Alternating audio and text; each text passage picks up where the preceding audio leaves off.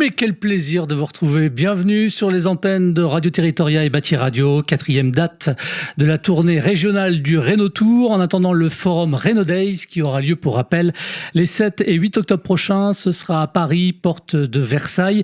Cette tournée, ce sont 8 villes, étapes au total où nous faisons escale pour répondre à cette question. Question primordiale, comment accélérer la massification de la rénovation énergétique d'ampleur? Après Strasbourg, après Lille, après Nantes, nous sommes aujourd'hui en Bretagne, à Rennes, dans le cœur historique de la ville, où nous faisons escale au Mama Shelter. La chaîne hôtelière a investi l'ancien hôtel des Monnaies, un édifice qui a servi notamment à la frappe de la monnaie royale jusqu'en 1774. Voilà, j'ai fait mon Stéphane Bern.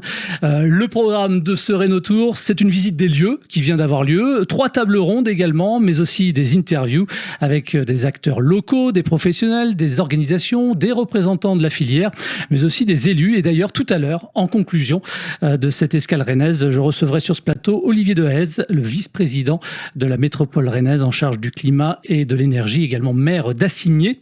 Des temps d'échange qui se déroulent également en public. Vous pouvez d'ailleurs vous applaudir.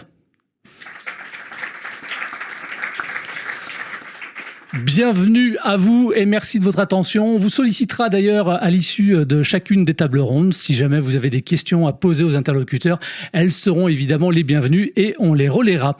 Jean-Philippe Guillon, bonjour. Bonjour Jean-Baptiste. Vous êtes le directeur de Rheno Days, mais aussi des salons Batimat, Interclimat et Idéobain. Bienvenue. Merci. Et puis à ma droite, Guillaume Duguet, bonjour. Bonjour. Directeur de la promotion immobilière, Suite Case Hospitality, promoteur et opérateur des lieux où est installé donc le Mama Shelter. Merci de l'accueil en tout cas.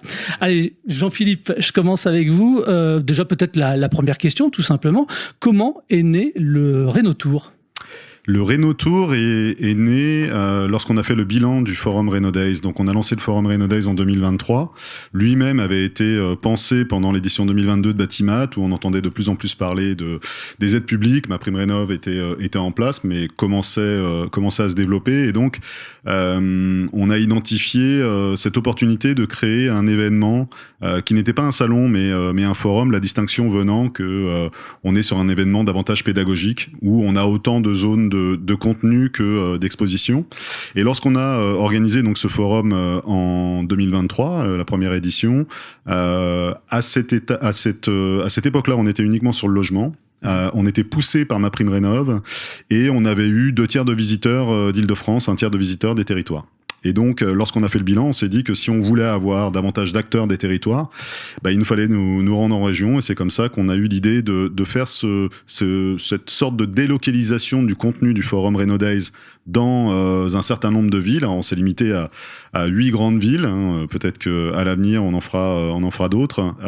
Mais voilà, l'objectif, c'est finalement de délocaliser pour faire connaître le modèle du forum dans son approche contenu, mais surtout s'imprégner des réussites des territoires, des enjeux, et voir en fait la corrélation qui existe entre cet événement national et les spécificités régionales. Alors on va parler dans un instant ensemble des différentes thématiques qui sont abordées à l'occasion du Rhénotour. Peut-être déjà une explication sur le choix de Rennes.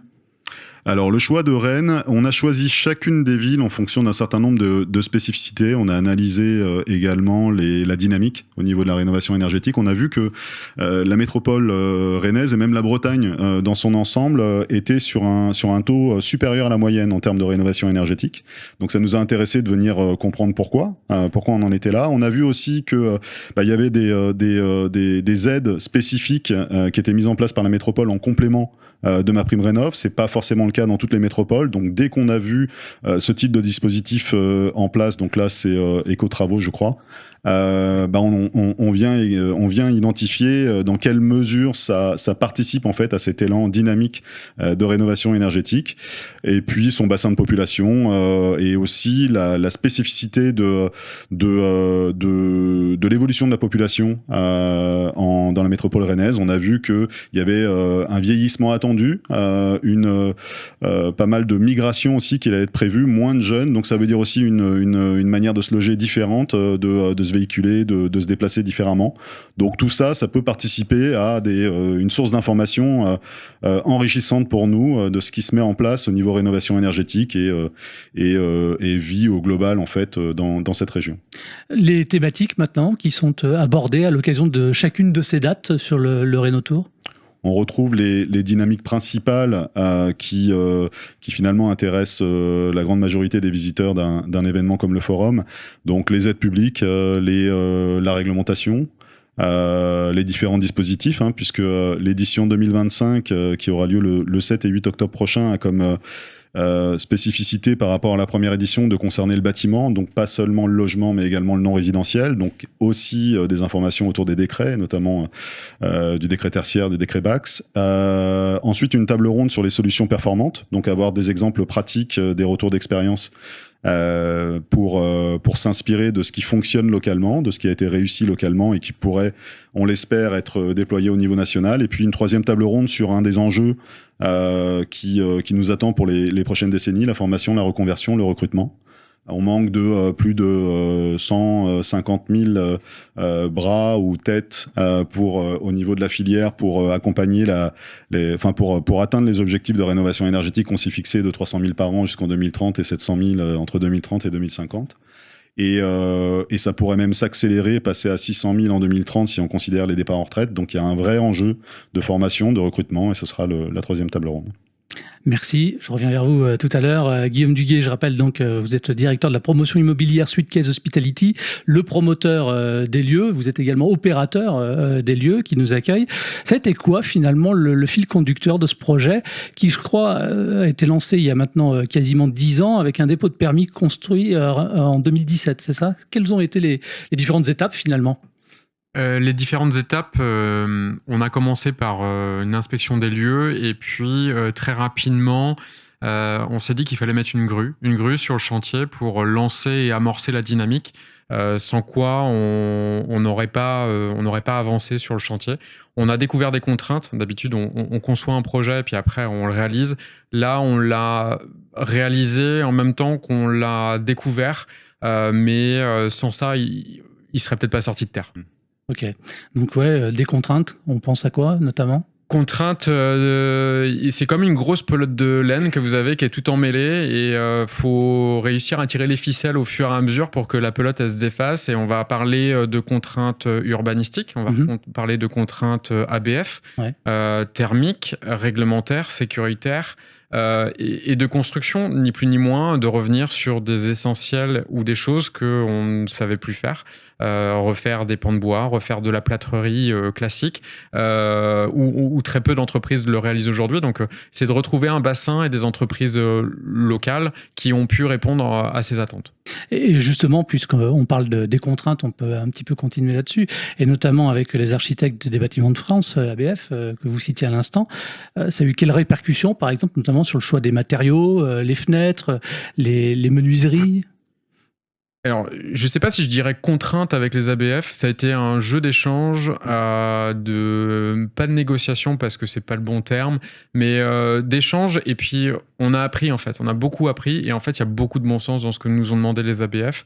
Après, il a fallu qu'on associe la réglementation et ils étaient à l'écoute. Donc, des fois, ça a pris du temps sur certains sujets, mais on est arrivé au bout, quoi. Et comment est-ce que vous avez réussi finalement quelque part à concilier le respect des lieux, le respect patrimonial des lieux et l'intégration finalement d'équipements dernier cri? Beaucoup d'échanges avec les ABF. Il y a des choses sur lesquelles ils étaient intransigeants et on a pu se dire en fait oui, c'est l'histoire, donc pourquoi casser l'histoire? On va la retravailler correctement. Et ensuite, en fait, on a présenté des protos, on leur a montré, c'est qu'on se fasse confiance mutuellement sur justement le respect du lieu, du bâtiment et du savoir-faire des entreprises. Vous aviez un parti pris technique pour gérer, par exemple, on parlait tout à l'heure de l'inertie thermique, entre autres, si je prends cet exemple-là. Le parti pris, il est sur la finalité, pas sur tant les installations et les choix techniques. C'est qu'aujourd'hui, ce qui consomme de l'énergie dans un hôtel, c'est nous, les clients, les utilisateurs. Donc c'est comment rendre un bâtiment simple, efficient, facilement opérable pour que demain on consomme moins d'énergie à travers l'eau, l'électricité.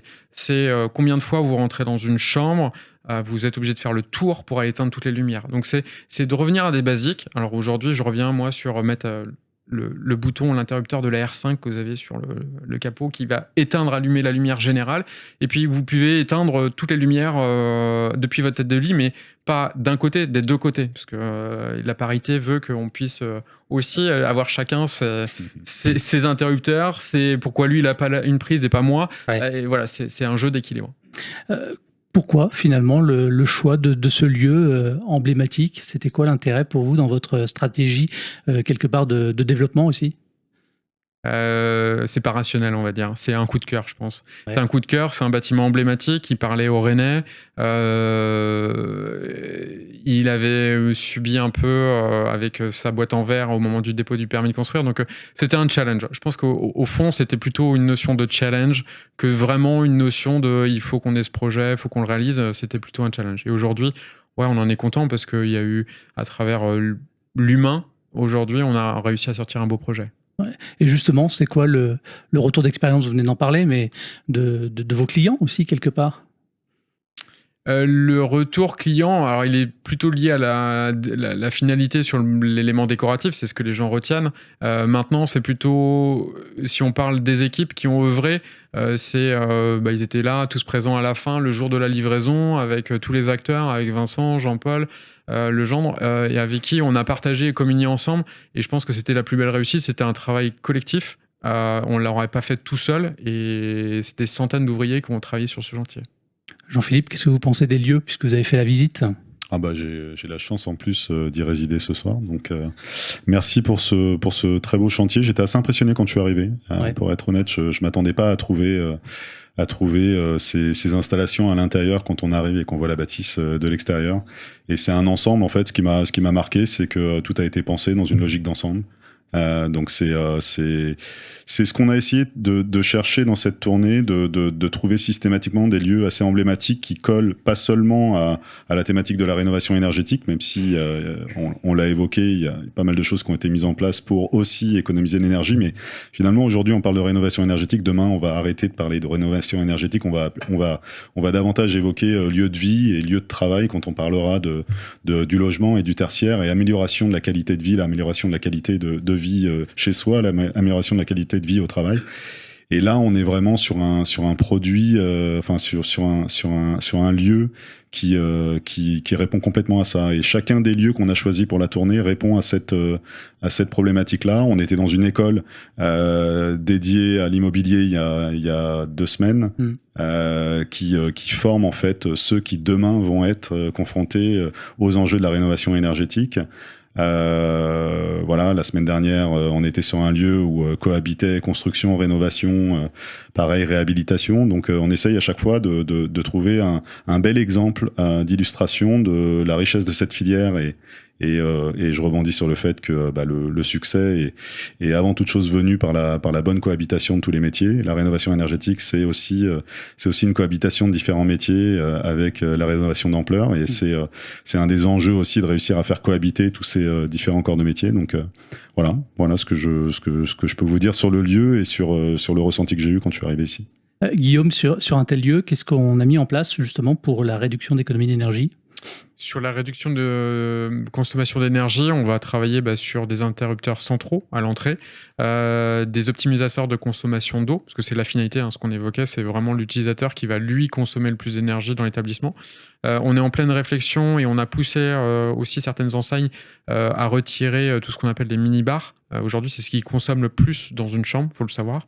Voilà, il y a des choses qu'on fait évoluer dans le temps. Il y a encore des choses qu'on va certainement mettre en place dans le futur proche sur de l'intelligence artificielle associée pas à la GTB mais aux outils de contrôle et de pilotage des chambres pour mieux optimiser l'entrée-sortie des clients, les régulations de température entre le dedans-dehors, donc avec les valeurs, qu'est-ce qu'il y a à l'extérieur, comment on peut se calibrer pour être vraiment quasiment aux mêmes températures, et puis challenger le client, parce que souvent il y a une notion de température, et il se fixe en disant je veux telle température, et donc c'est enlever cette notion de température pour qu'il puisse dire j'ai trop chaud, j'ai trop froid, mais sans savoir vraiment quoi, et après la machine va jouer avec ça.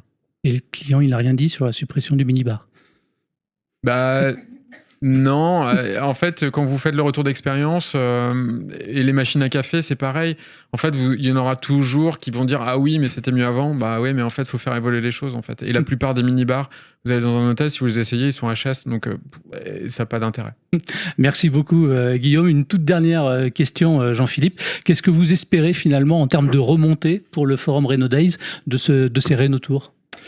C'est une manière d'identifier des bonnes pratiques et des enjeux qui sont duplicables au niveau national. On aura une zone, puisque le principe du forum, je vous invite à aller regarder pour ceux qui n'ont pas eu la chance d'aller sur l'édition 23 et qui voudraient nous rejoindre dans cette aventure 25, la manière dont le forum est disposé. Vous avez donc toutes les thématiques avec des zones de contenu sur des formats courts, des masterclass. Donc là, on est davantage dans une information descendante, et puis des workshops où vous pouvez retrouver tous les corps de métier qui se retrouvent dans une salle, une vingtaine, une trentaine, et à chaque fois sur des formats courts de 20-30 minutes. Et on a une zone qui s'appelle Acteurs des territoires. Donc on va remonter en fait toute une série d'initiatives qu'on aura identifiées pendant la tournée qui nous paraissent encore une fois duplicables au niveau national. Voilà, c'est tout l'enjeu de cette tournée. Et si je dois me permettre de rajouter juste un tout petit détail, j'ai oublié d'en parler tout à l'heure, vraiment un petit détail, c'est que au-delà d'être le seul forum et le seul événement dédié à 100% à la rénovation énergétique, il n'y en a pas d'autres en France au niveau national, c'est aussi un forum avec une empreinte carbone quasi nulle. Donc on a aussi essayé avec cet événement-là d'être crédible dans la manière de créer un événement. C'est pas le cas de tous les événements qu'on peut organiser nous comme certains concurrents. Donc ça se limite pas à l'arrêt au fait d'avoir enlevé de la moquette. C'est aussi du recyclage on-site. On évalue en fait tous les déchets. On a un certain nombre de prestataires. On a de réemploi au niveau des structures, et donc on a généré 4 tonnes de déchets, dont 2,9 qui ont été absorbés. Donc voilà, c'est aussi l'importance de participer à cet événement, c'est de voir en fait l'utile et l'agréable mêlés en un seul rendez-vous. Merci Jean-Philippe. Merci. Merci Guillaume, merci à tous les deux d'avoir répondu à mes questions. Programme disponible en replay sur les antennes de Bâti Radio et Radio Territoria. Même chose pour les tables rondes à venir. La première est consacrée au contexte et enjeux locaux sur la réglementation et les aides en matière justement de rénovation énergétique. Merci et à très vite. Ciao, ciao.